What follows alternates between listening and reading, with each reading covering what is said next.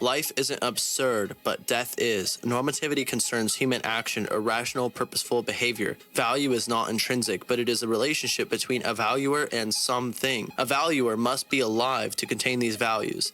Therefore, life is the necessary requirement for value. To ask for the value in life is to assume it. You want to know. You want to know because you are a living, rational being. The absurd is not a question. It is a state in which one no longer rationally asks any. The absurd is not a conflict with man's desire to know life's value and no answer being given. The absurd is the conclusion one faces after they find no answer. That they found no answer does not establish that it does not exist, nor does it establish that it was the right question to find value. So the absurd is not a state of the universe or our relationship with it.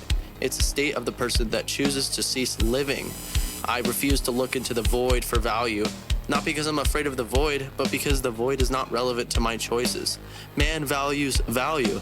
That is significant enough to move forward as a man. The living values. The only quasi-absurd question one faces is the correct normative standard that one ought implement given that you are alive. But that absurdity quickly vanishes in the face of reality. It is never really there. It is the feeling of changing your source of value from the heavens to reality. The first aspect of reality you come to contact with is existence. And the second is that there are requirements for your continued existence. There exist some actions which sustain that given existence, and those actions are not implemented automatically. However, they may be implemented implicitly. Man's unique aspect of his means of survival is the explicit actions he takes. Explicit as in more fundamentally volitional. Example, I want food over poison. I want to be healthy. I want to sustain my biological well-being. I want to live. Life is the standard of value.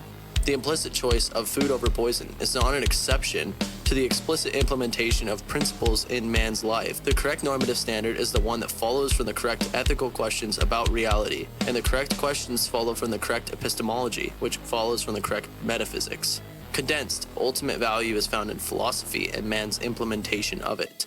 The deadly vices. There are two criteria for determining vices, and vice can contain one or both of them. One, the action does not align with reality, i.e. it is contradictory to reality, or it is arbitrary/whim-based. 2, it acts against one's own life as his standard of value. The more nuanced of the two is the first one, as it implies that you didn't necessarily not receive some benefit for being irrational.